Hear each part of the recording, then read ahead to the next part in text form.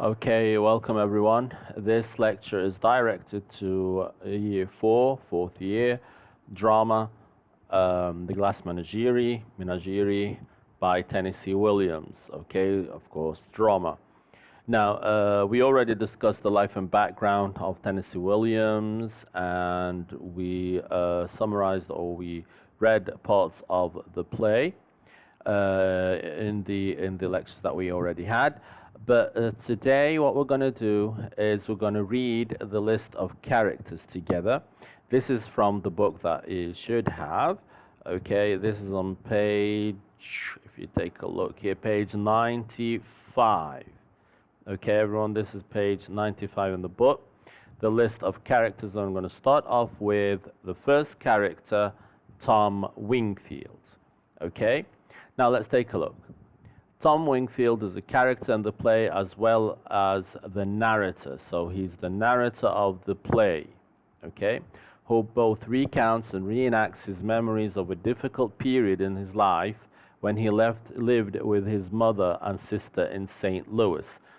So Tom Wingfield is the narrator of the play itself. Okay, he tells us the story about a period in his life which he expresses as difficult. Okay, and in this period he lived with his mother and his sister in an apartment in St. Louis. Okay, now one of Tennessee Williams' most autobiographical characters. Now this is Tom himself. He is one of Tennessee Williams' most autobiographical characters. Tom is a self-anointed poet forced to work in a shoe factory in order to support his family in the absence of his father. Of course, this is a kind of autobiography of Tennessee Williams himself. This already happened to Williams in real life, and he expresses it and discusses it in his play. Okay, so again, one of Tennessee Williams' most autobiographical characters, which is Tom. Tom is a self-anointed poet forced to work in a shoe factory in order to support his family in the absence of his father. In an attempt to escape the problems of his life, he frequents the cinema. That means to escape the reality of his daily life, living with his mother and his sister. What he does is that he goes out and spends most of the night or most of the day in the cinema. Okay, and of course we realize this within the play itself, reading the script, that his mother always asks him, like, what do you do in the cinema? No one goes to the cinema that frequently, that much. Okay, and you stay there to like 3 a.m. or whatever, and then you got work in the morning. Now, how do you do that, and why do you do that? Of course, this is an attempt to escape the problems of his life. Okay. Anyway, responding to the persistent request of his mother, Tom brings home his gentleman caller for his sister. Gentleman caller means, okay, let's say he's trying to bring a husband to his sister. Okay, they're called callers. All right, the match is a disaster, of course, failing to resolve any of the issues that display themselves so prominently in the memory of Tom.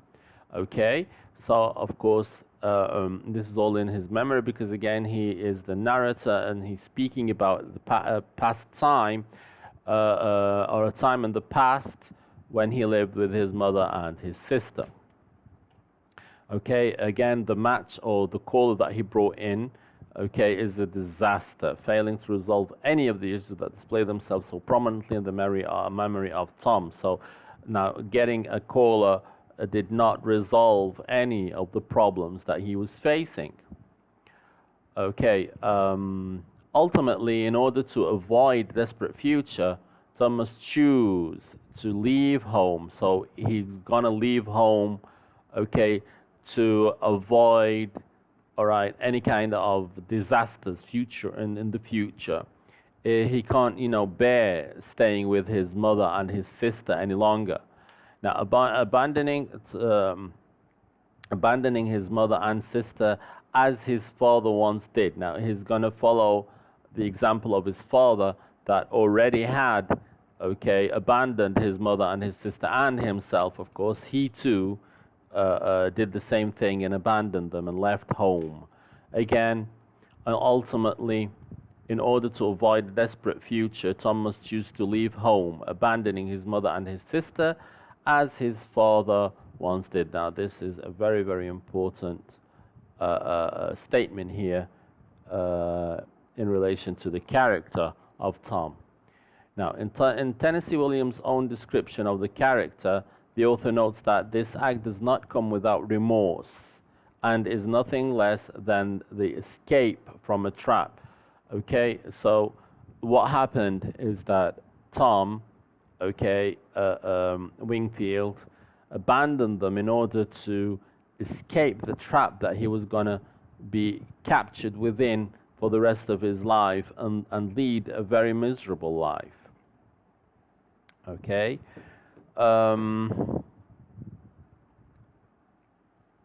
And then we have the second character here that we should talk about is Amanda Wingfield, okay, which is who is Tom's mother. Okay, Amanda Wingfield is the mother of Tom and Laura, abandoned by her husband and forced to care for her children alone. Amanda takes comfort in her memories of the past, repeatedly recounting a time in her life defined by the proper Southern manners and filled with endless visits from gentlemen callers and vases overflowing with jonquils. Okay, jonquils. Jonquils, sorry. Anyway, so Amanda Winfield, the mother of Tom and Laura, was also facing a very hard and difficult time as she was abandoned by her husband and was forced to take care of her children, two children, Tom and Laura, of course. Now, what happens is that we find out that Amanda is also escaping from reality, but from the reality and the problems that they are in or they are facing. Her escape is within the past, okay, past memories, of course, of a time that she says like is described with proper Southern manners, okay, and the amount of the number of callers, gentlemen callers, that desired, okay, her hand in marriage. So insistent that Laura should find herself a good husband, Amanda asks Tom to bring home a gentleman caller. Her persistence is attempting to orchestrate events that she believes will lead to a good, secure future, creates tension and distance between her and her children. Now, throughout the play, she's always insisting on Tom to bring home a caller, a gentleman caller for her daughter, Laura. But of course, her intentions were good. She wanted to secure her daughter's life. But what happened is that the opposite was the outcome. It distanced her daughter and her son from her, and actually, or eventually led to the abandonment of her son, Tom. Okay.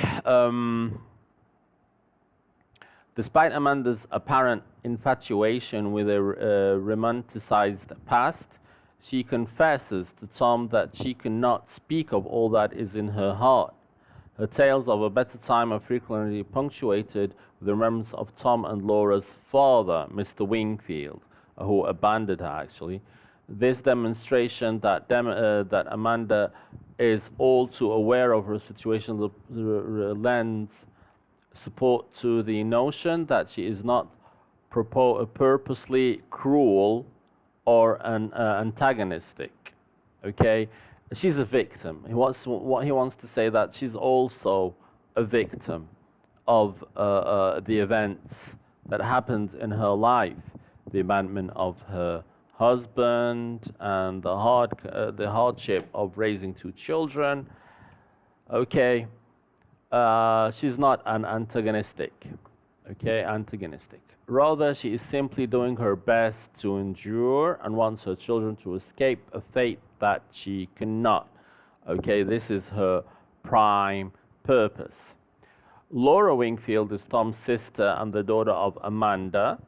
She is based on Tennessee Williams' real-life sister. Now, this is very important information. She is based on Tennessee Williams' real-life sister, Rose. Okay? Of course, we discussed this before in the life and background of Tennessee Williams. Laura is not only physically handicapped, forced to wear a leg brace, she is emotionally crippled as well.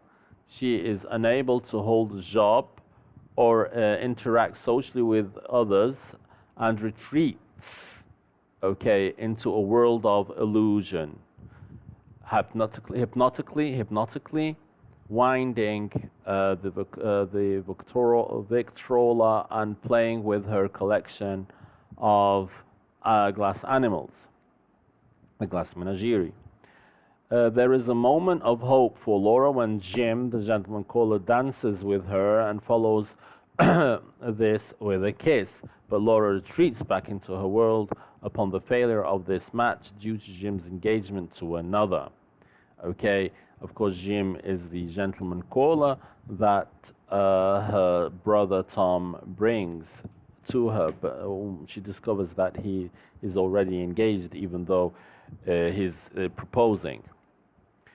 Okay, now let's take a look. Jim O'Connor is the gentleman caller who is brought to the Wingfield residence by Tom. He works with Tom at the shoe factory and formerly attended high school with both Tom and Laura. Now, Jim is described as this, an ordinary young man. That's all he is described with, okay? He was popular in high school, successful in sports, drama, debating, and politics, and indeed Jim exudes the confidence of someone who has succeeded in all they have done. He possesses an optimism that the other characters do not. Ultimately, Jim's presence is not enough to resolve the problems that haunt the Wingfield family. Now, Mr. Wingfield is introduced by his son Tom as the fifth character in the play.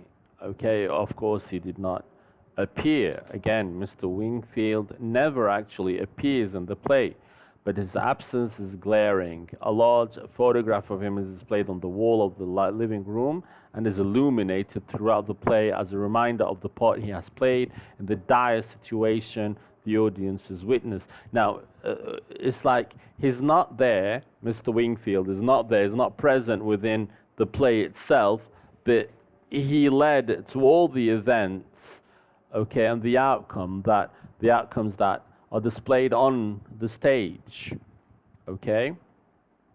He is generously described by Tom as a telephone salesman who was in love with long distances. In love with long distances, for sure.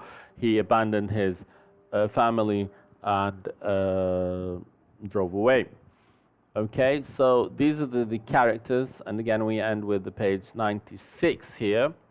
Okay, of course you are required to read, okay, and understand all the characters here that we have, the 5 characters, of course. Okay, so I wish you the best of luck and take care and see you soon, inshallah.